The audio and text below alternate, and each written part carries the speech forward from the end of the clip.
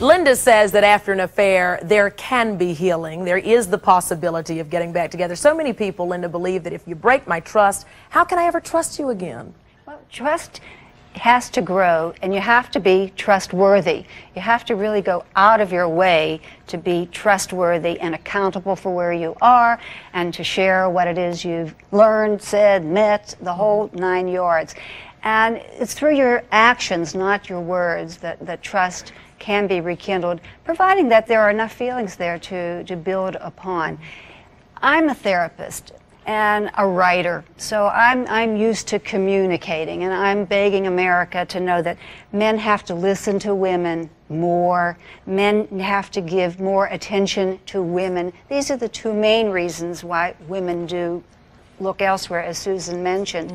And men need respect, and they need appreciation from us women. We need to get used to saying, I appreciate, every single day. There seem to have been many points in these relationships that went awry that maybe if a little communication had happened, like I'm getting bored now, or you know, the things are just not working before they made the decision to go outside. I call it putting the words to the music.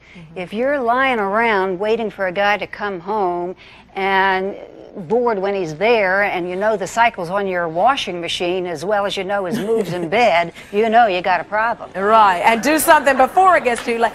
What are the 5 signs that you can tell that a spouse or a mate is cheating? Well, as we've heard today, we have a lot of unresolved anger.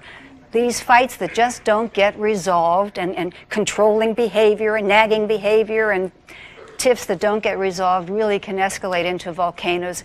And we act out our anger rather than use our mouths. We use our feet or our private parts, as it turns out.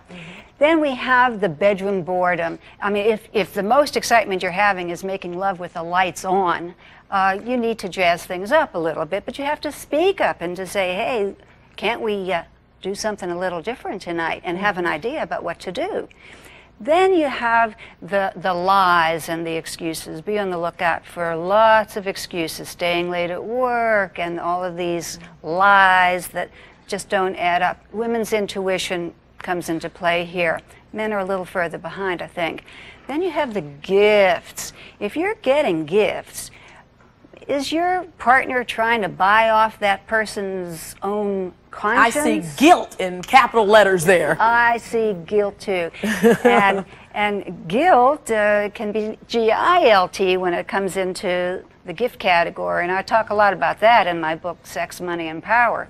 How gifts really do say a lot. And disappearing for more than a few days, like Tom did over there, is another good way. If you start seeing these things, what can you do to put a flag up? I mean, do you say, are you having an affair?